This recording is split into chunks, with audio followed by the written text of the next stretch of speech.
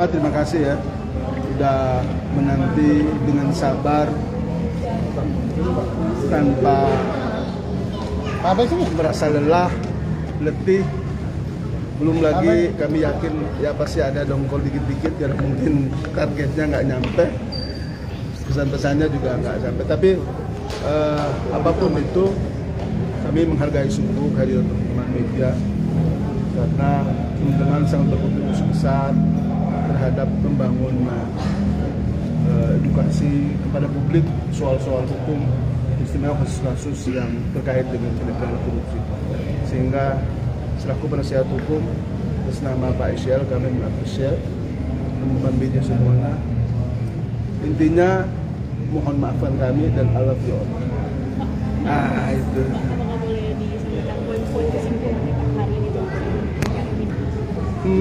Tadi kalau kita lihat kami membantah semua apa yang menjadi tuntutan daripada GPU terkait dengan mengambil hak-hak, harta benda dan soal-soal yang memang itu adalah merupakan hak kepemilikan yang sah, legal, diperoleh dari keringat, air mata puluhan tahun Pak ICL maupun keluarganya. Dan saya kira di momentum ini terus kemudian mau diambil aja seperti itu, ya kita terlalu jahat dan naif seperti itu. Hidup ini kan ada siang dan ada malam. Hari ini Pak ICL, kita nggak tahu besok siapa. Jadi menurut kami itu pertama. Yang kedua adalah kami tetap meminta agar Pak ICL, karena memang beliau sesuai keyakinan kami tidak terbukti secara sah dan meyakinkan, sehingga ya sesuai dengan fakta-fakta persidangan yang ada dan keterangan-keterangan para saksi, ahli maupun juga petunjuk yang lain, maka kami mohonkan kepada Majelis Hakim yang mulia dan mohon doa juga dari kita semua agar Pak ICL dibebaskan dari segala juga. Kalaupun toh memang Majelis Hakim yang mulia punya pendapat lain, maka kami mohon keputusan yang seadil-adil. Dan ini soal masa depan beliau, soal harga diri beliau, martabat beliau dan keluarga.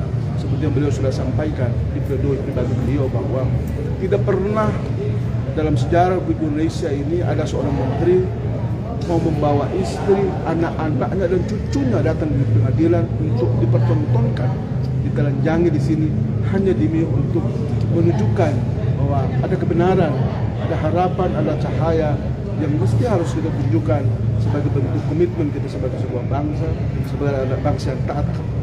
Dan itu beliau telah tunjukkan itu. Belum lagi kalau bicara soal prestasi beliau yang lain-lain. Sehingga mungkin hemat kami adalah poin yang terpenting dalam pledoi kami hari ini adalah kita ingin membuka tabir kegelapan. Ada lorong-lorong gelap yang selama ini menyelimuti ketakutan kita, termasuk siapapun yang takut terhadap kekuasaan, terhadap penegakan hukum yang tidak fair, yang tidak adil, tidak benar. Kita buka hari ini bahwa Pak ICL menghormati semua itu, dan beliau tidak takut dengan sebuah kesolidan. Dan itu sudah beliau sampaikan di hadapan persidangan. Sempat dibandingkan juga tentang tuntutan yang dijatuhkan kepada yang lain oleh Pak lalu menilai itu menunjukkan bahwa masyarakat melihat dengan telanjang mata bahwa ada ketidakadilan di Republik ini dalam penegakan hukum. Kita semua mendukung, kita sayang sama KPK. Cuma kan KPK juga mesti harus fair, punya merasa introspeksi diri yang cukup, sehingga ya saya kira terusnya kita lebih banyak ngomong soal KPK lah. Kan hari ini juga kita dipertontonkan di ruang publik seperti apa KPK kita hari ini. Kita kan cinta, tapi KPK sendiri kan tidak mencintai dirinya. Oleh sebab itu kita khawatir apa yang terjadi terhadap Pak ICL adalah bagian dari rasa sakit hati atau ada kegalauan yang kemudian Pak ICL dia menjadi imbas dari itu semua, atau mungkin ada sebuah konspirasi politik yang patut saja kita duga bahwa Pak ICL adalah akibat dari konspirasi politik itu. Nah itu yang kami berharap KPK jangan seperti itu. Pada akhirnya kebenaran itu sudah punya jalan sendiri untuk menemukan dirinya. Sekira begitu. Oh, tadi kan Bapak sempat bahas adanya politisasi itu, kan tidak dijelaskan bahwa Partai Nasdem kan mendukung 01 Pak Anies dan juga Pak Jokowi kan 02. Sempat dibahas di singgung Pak ICL. Saya kira begini, kita sudah lewati fase itulah, tapi kita juga tidak bisa menutup mata dan menutup hati, telinga, bahwa terkadang ada prosedur hukum di negeri kita tercinta ini masih tidak bisa kita lepas pisahkan dengan kekuatan politik.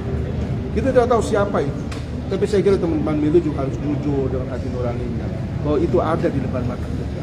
Sekarang pertanyaannya, bagaimana kita menghadapi soal-soal seperti itu? Saya kira pertama kita berdoa, yang kedua jangan kita lawan. Kita sentuhi mereka dengan perasaan, dengan hati, bahwa hari ini Anda melakukan ini terhadap orang lain, besok hal yang sama bisa terjadi kepada diri Anda.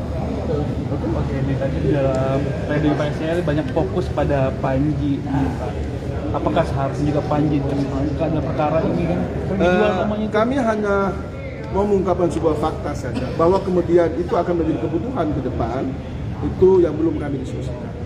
Kami ingin aja membuka tabir kebenaran ini, bahwa Panji itu kami duga dia sebagai alat, dia yang digunakan untuk seolah menjadi alat pemukul reaksi cepat terhadap membongkar apa yang diduga terjadi di Kementan. Dan karena itulah seperti yang tadi ditanyakan, nanti kita lihat perkembangannya, apakah kemudian dia bagian dari yang nanti akan kita perhitungkan ke depan. Jadi perhitungan ini bakal dilaporkan KPK juga. Udah, nanti Anda terjemahkan sendiri aja. Thank you ya, sorry ya. Terima kasih. Tadi jaksa KPK bilang bahwa di sana dan menunjukkan bahwa kuasa hukum itu mengakui adanya korban yang kami bentuknya bukan pemerasan tapi suap. Jadi begini, kalau kita lihat dari konstruksi hukumnya yang dibangun oleh KPK, itu kan ada pihak yang mestinya diseret sebagai orang yang memberi suap. Oh, lihat kamera, Pak. Itu kan konstruksi hukumnya kan? Nah, konstruksi hukumnya. Nah, kalau memang itu adalah bentuk dari penyuapan. Nah, pertanyaannya adalah mana orang-orang yang kemudian melakukan itu?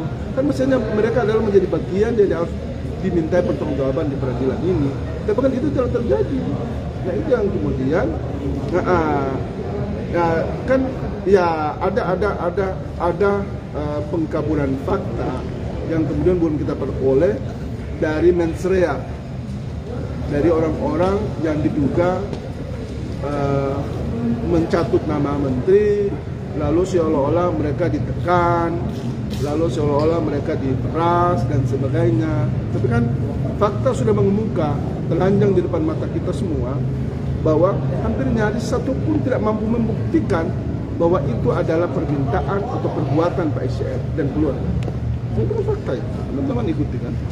Nah, karena itulah saya kira sudahlah, kita sudah paham sekarang, tinggal kita berdoa aja, kita kasih kekuatan, kita doakan oleh majelis hakim yang mulia agar mereka tidak lulus, dan kita percaya itu bahwa majelis hakim insya Allah tidak lulus.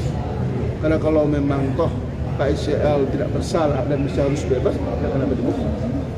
Jadi gitu ya. Oke ya, terima kasih.